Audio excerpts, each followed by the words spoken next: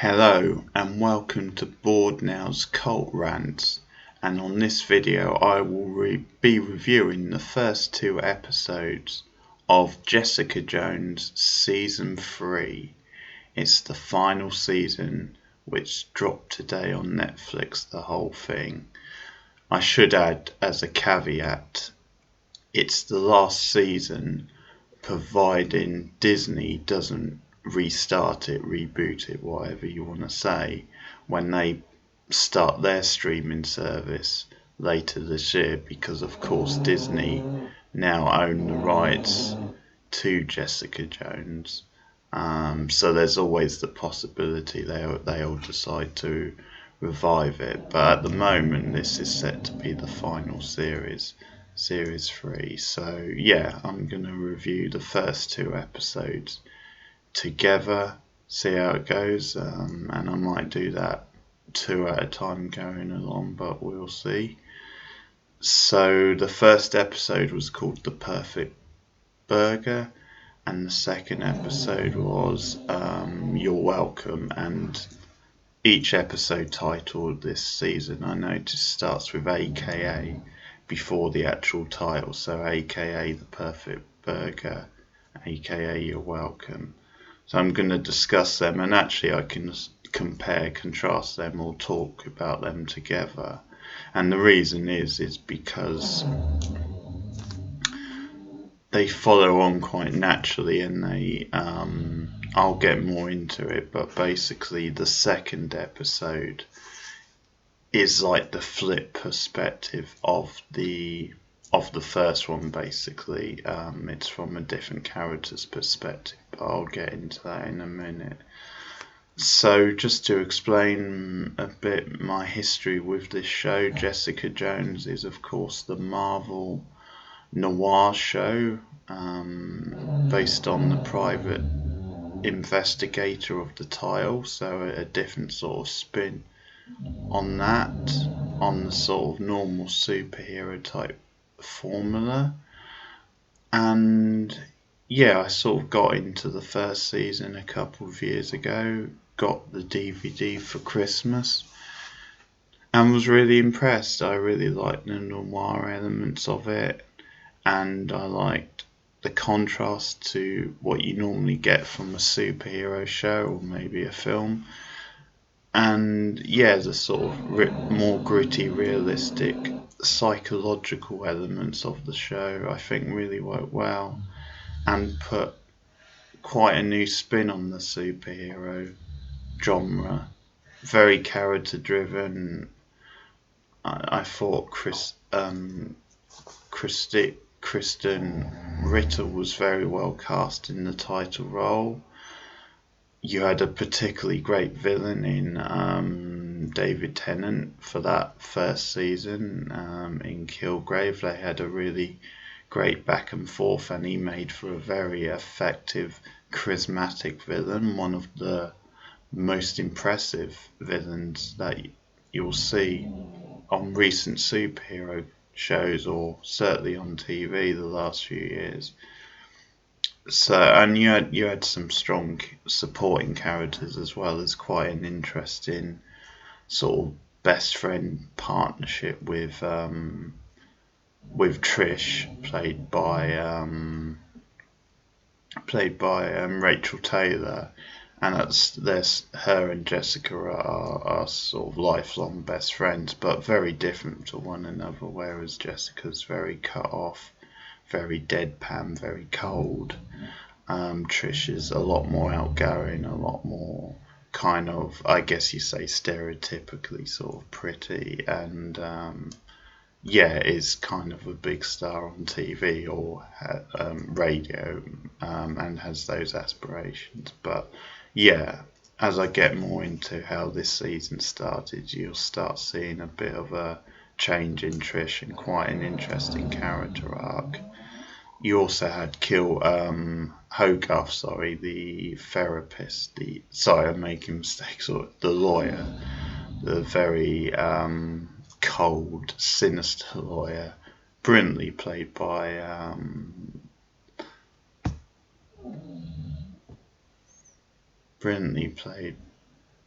by the actress has gone out my name. But it was Carrie-Anne Moss. Yeah, sorry, it came to me. Carrie-Anne Moss of the Matrix fame and also Memento. Very good actress. Really good in that part. And yeah, some of the supporting characters were better than others, but yeah, that first season was a big hit and really impressed me. And then the second season didn't live up to it, unfortunately. It was more hit and miss. It was very slow moving at first. It definitely built up some good momentum by the end. I think it got better as it went along. I think the problem with it was that you had an intriguing sort of main sort of plot with Jessica's mother coming into it, and she kind of turned out to be the sort of big bad, if you like, of that season, and it went into Jessica's past a bit more. And again, that a lot of that stuff was well done, and you had a good performance from the actress. But a lot of the stuff going on around it, a lot of the supporting stuff, which was particularly kind of at the forefront at the start of the season, seemed quite disconnected. It didn't seem to link up too much to the main plot. And so it did feel like it was dragging it down, really. It seemed like the writing wasn't as focused as in the previous season, and there was some sort of soapy elements which felt like they didn't really belong in the show. But it did get better. Overall, I'd still say it was a worthwhile season and worth checking out, but you do have to stay with it. I mean, I guess if you've seen the first season, you're more likely to stick with the second one just because you're a fan and you're a bit more invested. I mean, obviously, if you've never seen it before, you're probably not going to start with the second season anyway. But yeah, certainly the second season could have been better. But overall, it was still strong, I thought, just with its faults. So obviously interesting to see what they do with this one, especially now that it's set to be the final one. And I guess one thing you can say is they knew in advance this would be the final season, so that can actually work to their advantage because it means they had that time to write an ending right ahead. Whereas obviously if a show gets cancelled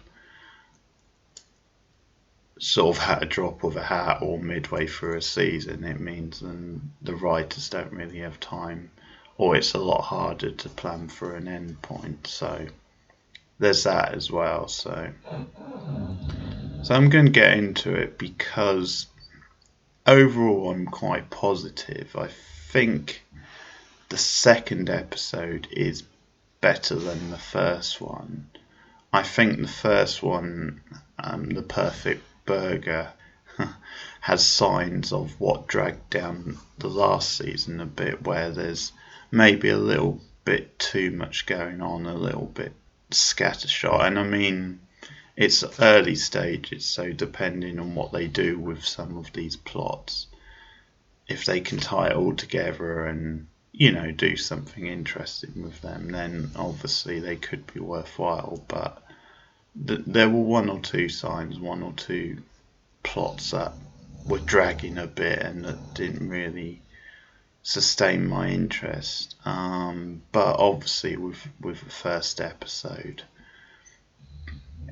I think you get a bit of setting up and then gradually you build to the season arc and what they're doing for this season. So you have to excuse it of the first episode. But yeah, there were certainly signs that it was maybe going to fall into some of the traps of season 2. But there were positives too. But the second episode, actually, I enjoyed a lot. But I'll get into why now, because basically the main plot so far has followed on from last season, where Jessica and Trish had a big falling out to do with Trish. She was the one who essentially killed Jessica's mother, the sort of out of control villain of last season, and obviously that's created tension between the two. And also Trish has been experimenting with this new really crazy drug treatment which can give you sort of superhuman or unnatural sort of strength. She obviously had the plot with her cop boyfriend, the junkie. Have to say that was one of the weaker plots, and his character was one of the less engaging. I really didn't find him very interesting. So far he hasn't reappeared in this, so I'm sort of pleased with that. But what they're basically doing is Trish has gone missing at the start of this season. There's obviously this tension between Jessica and Trish, and there's this sense of Trish wanting to move on and wanting to do something different and actually wanting to be more like Jessica. So it's an interesting arc. I mean, they're mirroring each other obviously as best friends, but they've always been very different personalities. And it's actually got to this point now where Trish, she's gone through a rough time and, has had some quite big low points. So she actually now wants to remove herself from the spotlight and sort of live more in the shadows like Jessica and do something which she feels is more meaningful, and that's to kind of emulate what Jessica does. Trish wants to be kind of her own sort of version of a superhero, but do similar private investigating like Jessica. And we see that more in the second episode, and the reason for that is they flip perspectives. The second episode is actually from Trish's point of view. So what happens in the first episode is that basically Jessica is asked by Trish's mother to to find her.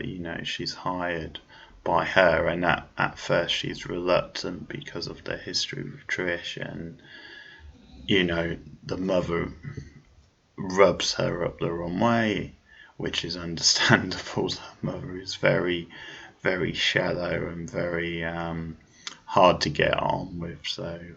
But obviously Jessica, because of what's been happening with Trish, she's not too keen to get involved and look for her, but she begrudgingly sort of does it. And so that leads her to investigating Trish's whereabouts. She finds out that Trish has moved apartments, and when she gets to the new place, she's taken aback because obviously Trish had a career and was certainly financially doing quite well for herself, and so she's now moved to this rundown apartment. And so Jess is like, yeah, why are you living in this dump, basically?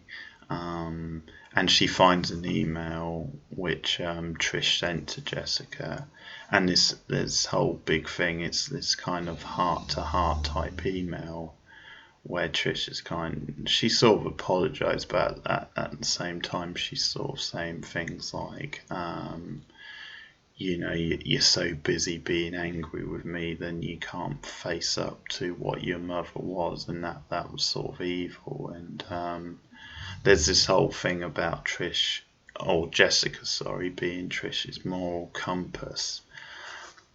So that's a very interesting thing, this idea that Jessica is kind of like her shadow or her sort of mirror self, but obviously the alternative. And that's kind of what Trish wants to move into now. So that moral compass idea is very sort of interesting, and Jessica obviously gets her back up about this email. But what it builds to in this opening episode is that Jessica sort of spots Trish actually breaking into a guy's apartment, and she appears to be robbing him. She goes for his safe. She's kind of dressed as, like a cat burglar. So the first thought is that this is her new career, or this is what she's doing now. But the guy sort of comes in and catches Trish in the act, and so he has a gun, and so Jessica obviously decides to intervene to save Trish, which she does.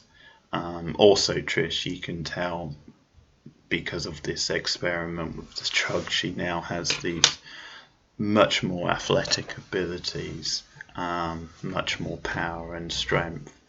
But yeah, the guy has a gun, so Jessica does come and save him, and save her, and there's a scramble, and then they have a confrontation and kind of a heart to heart, and they just sort of thrash things out in a way. And Trish obviously makes it clear that she's trying to lead a new life. She's trying to actually be more like Jessica, sort of thing.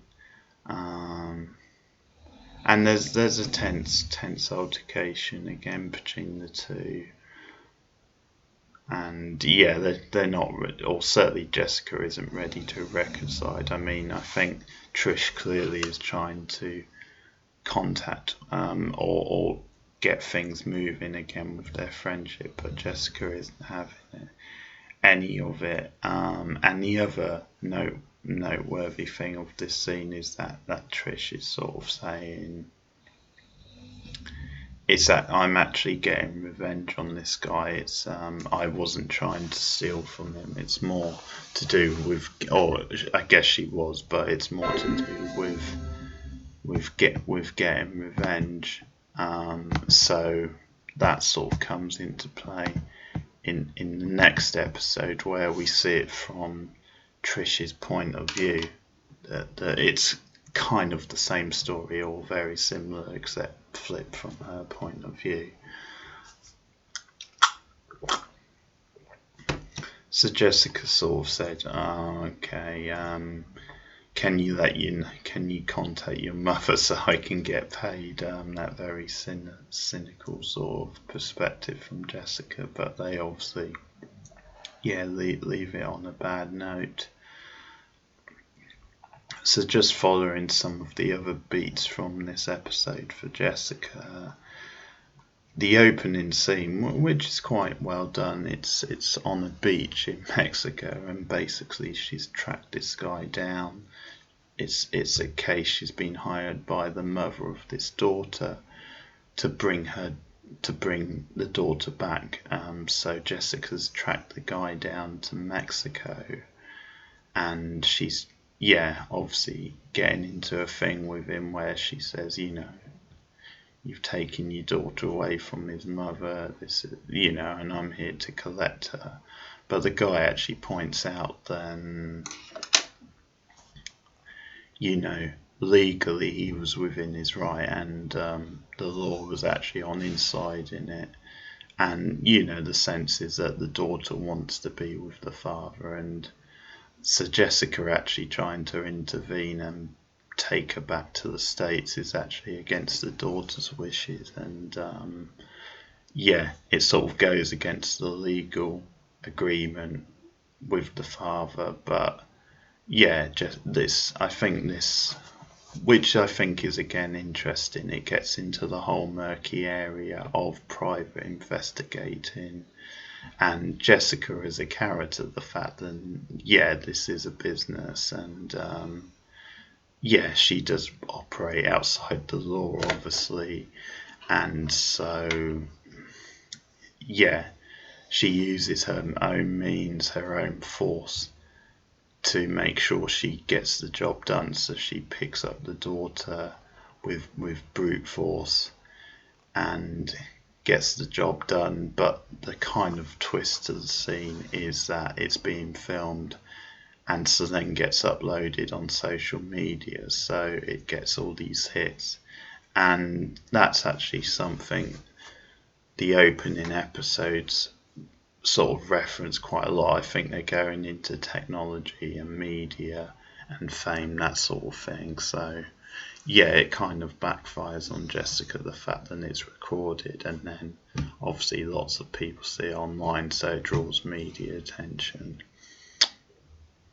But actually, speaking of her going outside the law, we find out later when she's in the bar and she meets up with a detective, and we actually hear that he's been giving her cases, but the agreement they had is that he'll continue giving her cases as long as she stays within the law. She doesn't break the law to do her job, essentially. And in this case, not only has she gone outside the law, but she's actually been caught. It's been filmed, so there's no getting around that. So they have an exchange, and he warns her to stay on the right side of the law from now on. And the actor's actually an actor I know from The Sopranos. He played Artie, who was one of Tony's relatives, think like a cousin or something, and he owned the restaurant in it, so the chef. But yeah, I recognise the guy straight away, and I try and scratch my head what's he been in. But yeah, so that's that actor. So he's playing the detective, who we may or may not see again. But again, it's more character stuff, more getting into the murkier side of Jessica's profession and her personality as well. And we also see her. She picks up a guy at a bar later on in the episode, which I'll get more into because it does become relevant. And it's, quite typical. They have. He comes across this very unusual sort of guy, but very straight talking, quite attractive, quite roguish sort of thing. But it's almost quite similar to Jessica, very sarcastic and quite witty, straight talking. But yeah, so there's an attraction. But Jessica being Jessica, obviously you get the feeling it's just a one night stand, and so they go back, and she's very direct. He's obviously more for niceties talking, but yeah, she just wants to get it on.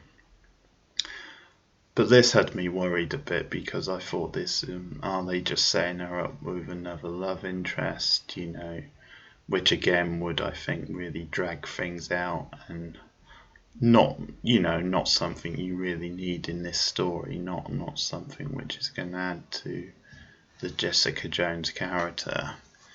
And it was a bit like last season when she had a love interest, and yeah, it didn't really serve the plot at all. It didn't really have, and he was very bland actually. The character and the actor wasn't very good, and it just felt very soapy and didn't have enough of a point, to the overall story.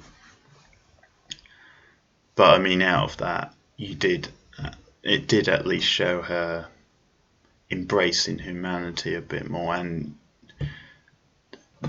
the guy's kid she had a nice relationship with, and actually we see that continue this season. There's some good scenes with the kid, and you can see they're still bonding and they still get on.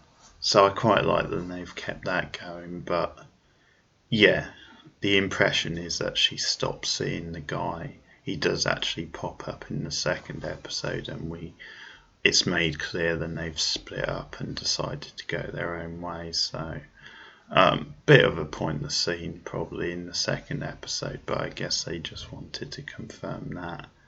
But we see in the first episode, then Jessica still has contact with the kid, and they still hang out. So that's a nice touch, nice continuity, and I do enjoy their sort of back and forth. So that's all pretty good stuff.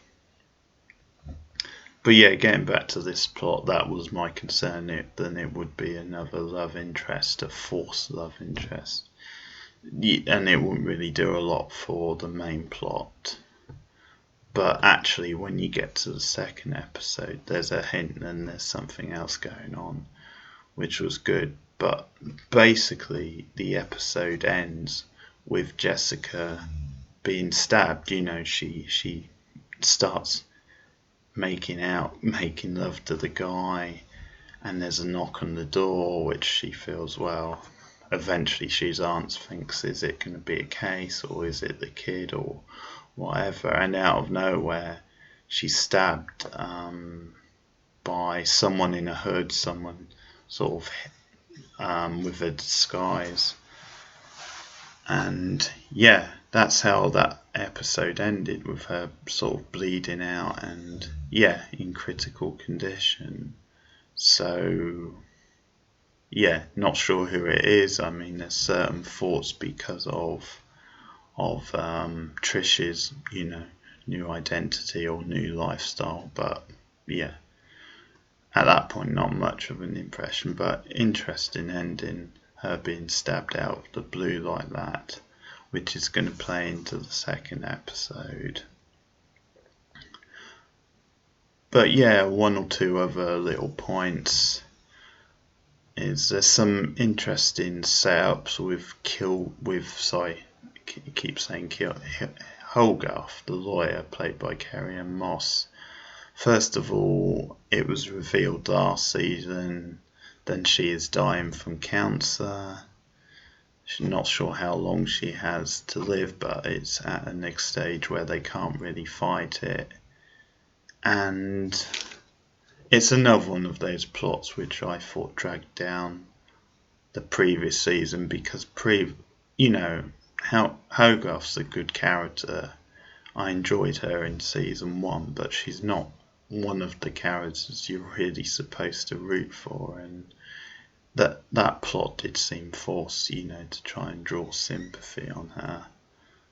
But basically what happens in this episode is then she sort of kind of pleads with Jessica to be the one to kill her when the time is right. So when she feels like her condition has deteriorated to such a point, then life is no longer worth living. She wants Jessica to be the one to actually to do the deed to kill her. And Jessica again has very little time for Hogarth. Not a big fan at all, and in a way doesn't really want to get involved. Again, Jessica very cut off, very isolated, and is sort of against it. But then obviously as the scene goes on, things escalate and Jessica turns the table and tries to force sort of alcohol down Hogarth. And obviously there's the drugs as well, which Hogarth's saying, she wants Jessica to give her at the right time. So the scene turns a bit more sinister, and it's a very dark, intense scene, but quite well done, quite effective, I thought. And the other bit with Hogarth is that she has secretly been sponsoring a music academy or scholarship, and we're not quite sure of her motivations, except that she used to date the woman who runs the academy, basically. So it's like a music scholarship or academy, whichever you want to say, and she dated the woman. That's Hogarth dated the woman who runs it in the past, so they have a bit of a history. And there's quite an awkward exchange because now the woman is married to a man, and he's at this event, this opening, and so there's a bit of tension there. But obviously at some point we're going to get more into this plot with Hogarth and the woman from her past. And also Hogarth has hired Malcolm now. So he used to work for Jessica, but now Malcolm is working for the law firm and kind of, sort of a fixer type role, sort of does a lot of the sort of dirty type work for the firm, and we see examples of this in the episode. But yeah, the idea is that Malcolm is trying something new, trying to work his way up the ladder, obviously trying to earn more of a living, and kind of the idea is that this will look good on his CV, and sort of moving forward it will open up doors for him. But we're also seeing, I think, potential changes in Malcolm. So, I mean, that was the first episode. The second episode, which, as I said, I enjoyed more, and that's because it flipped the perspective around, and we saw the majority of the episode, pretty much all of it, was from Trish's point of view. And that was called You're Welcome, aka You're Welcome. And that's because Trish says that, But yeah, it gets into this whole thing with Trish now trying to move into Jessica's way of life, trying to move out of the public eye, and yeah, this inspiration to be more like Jessica, to be more physical, and kind of what she sees as doing the right thing, fighting good causes.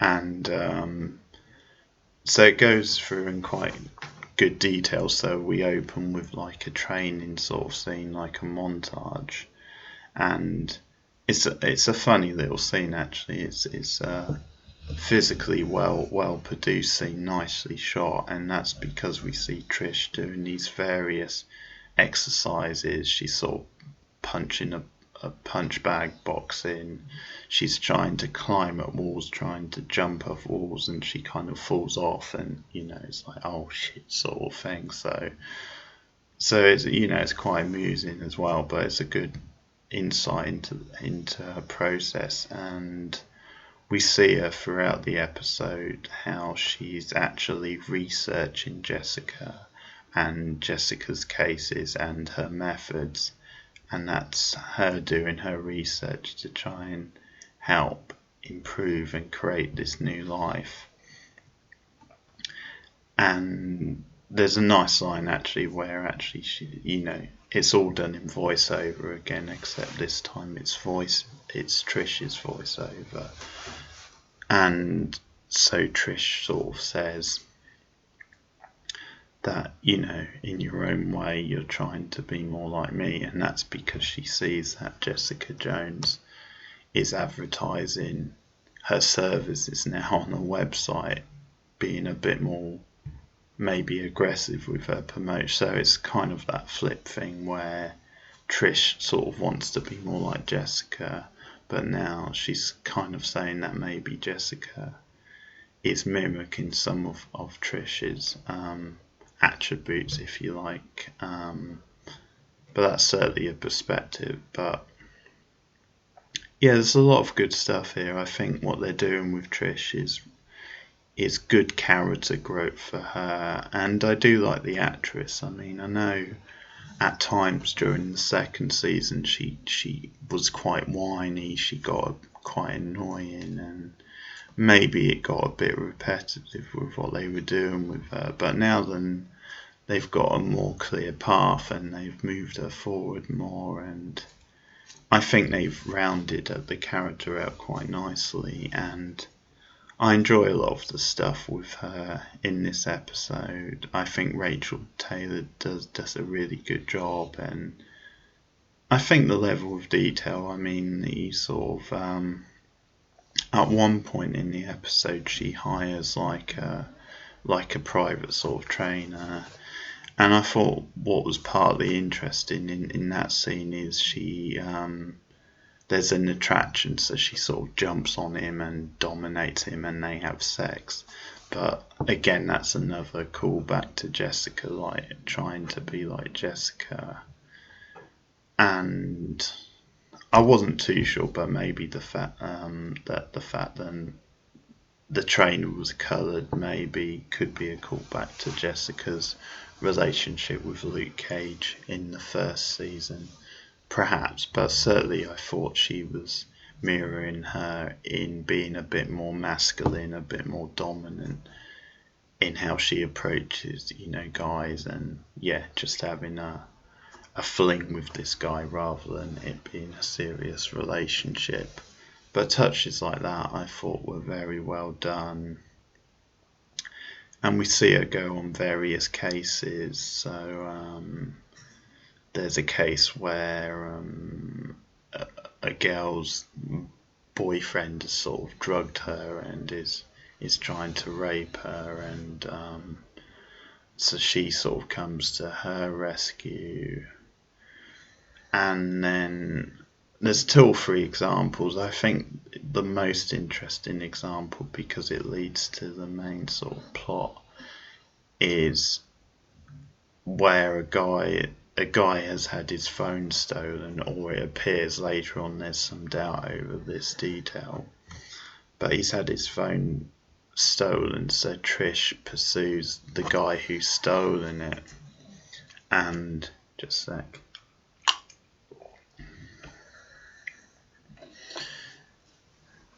And it's a really good scene actually. So she gets the phone back off the guy, kind of beats him up a little, but again I think it's playing with this idea of celebrity and fame and sort of persona, and obviously Trish trying to escape her public life. But there's a funny touch in this scene because obviously she has this on-air persona, and the guy, sort of forget the name now, but her broadcast name. So the guy who's stolen the phone, who she traces down, he recognises her as this character, as her on air, and obviously she doesn't want to be known as that, so she denies that it's her, but then the funnier turn is that when she gets the phone off him and gives it back to the original owner, then that guy says, "Oh yeah, you're such and such again." So he recognises it as well. So it's sort of like the power of celebrity, and how if you build up a celebrity and you're sort of only known for one thing, which Trish is in the public eye, then it's very hard to shake that off, sort of thing. So it's a comment on that. So it's a nice little touch. And I think again it's interesting contrast with Jessica, who of course has no interest in that lifestyle, and is wanting to merge her own identity and live in the shadows, and Trish sort of now has a romantic idea of that way of life. And we'll see what happens with Jessica, but it's a funny touch, and there's comments on that throughout, but I think some of the stuff, because there's quite a lot of scenes with Trish and her mother trying to get her certain gigs on TV and reality type gigs, and some of that stuff's really funny actually, but again it's showing her mother's a bit more shallow, a bit more simple.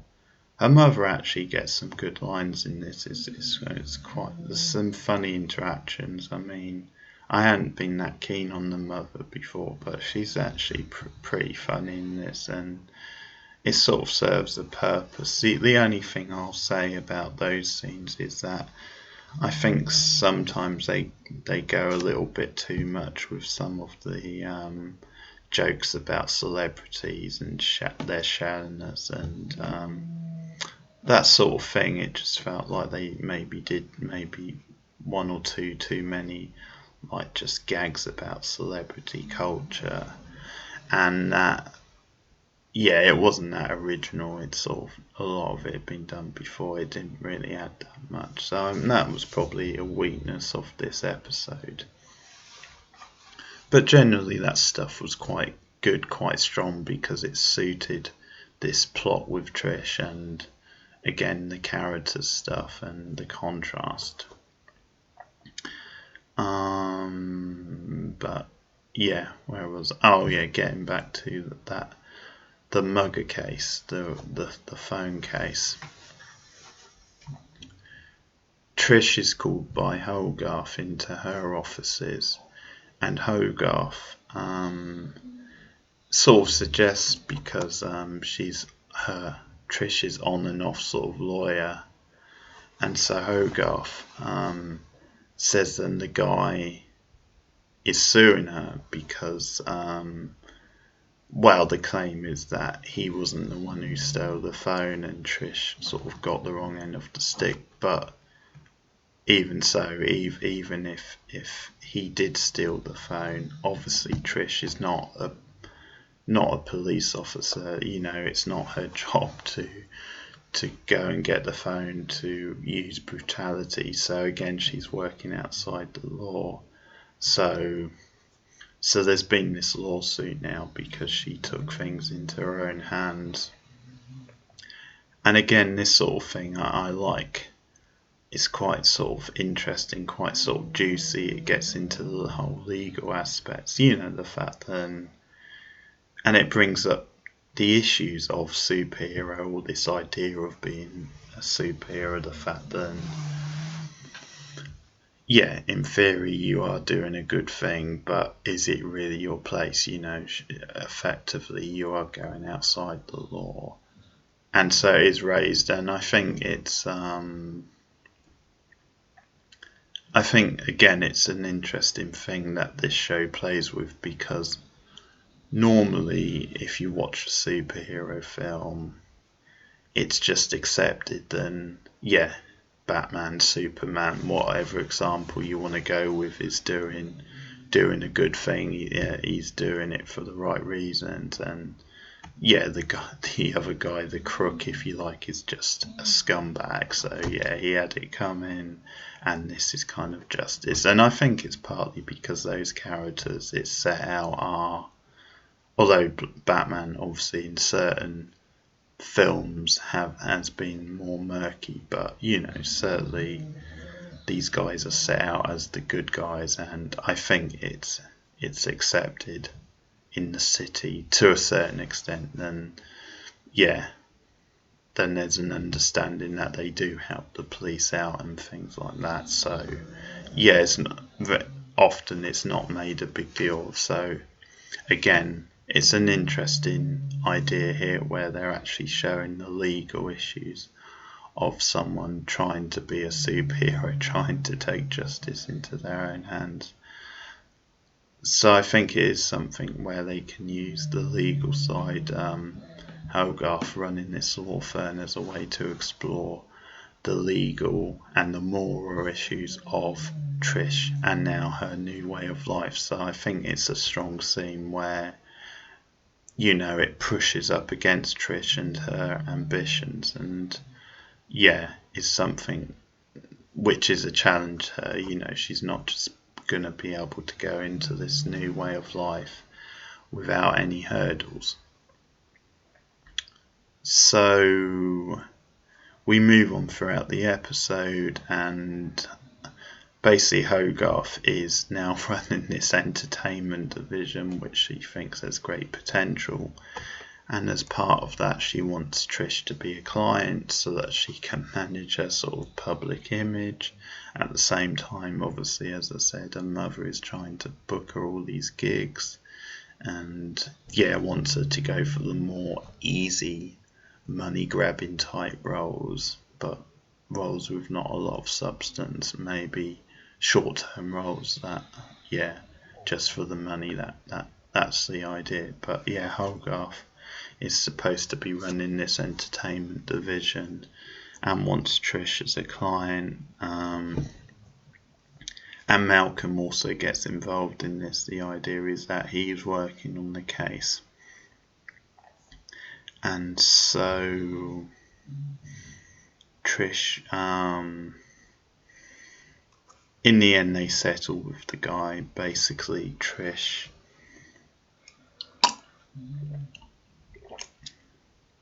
Malcolm actually digs up some dirt on the guy, which if it came out could look bad, sort of thing.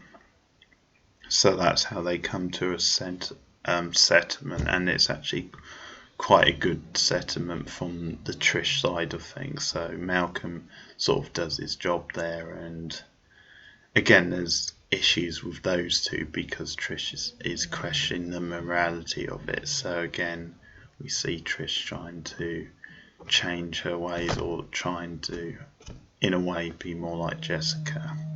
So that's, again, I think that's quite good stuff, quite promising stuff. And we get obviously Trish tracking Jessica at certain times, trying to recommunicate. At one point she phones her, but Jessica just lets it go to voicemail. It's quite a nicely directed scene, actually, quite early in the episode, where Trish is sort of tracking her, and Jessica comes the other way from the other direction of the street and walks down, and we see Trish watching her, and the sort of Jessica Jones theme actually plays lightly underneath, and that's, yeah, Trish watching her, and it's quite a nicely directed scene actually. And we see the email from the other perspective, so when Trish is sort of writing it and we see her deleting stuff and eventually typing what she did. But yeah, getting on to the kind of main point, the main end of the episode where it all leads, and again some interesting stuff in here. So Trish hears about this case in the media where this guy essentially abused, I think it's his sister, and there's a dispute, and he's stolen from her, and he's sort of beaten her up and crippled her.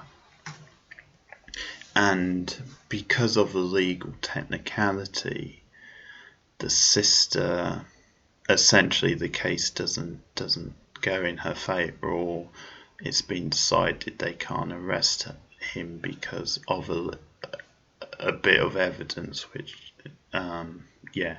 so it's a legal technicality which they couldn't quite get the evidence to prove it, sort of thing. So he's out there still roaming, and obviously Trish is upset, and so eventually Trish decides this is my case, and this is the interesting crossover between the two episodes, because the guy,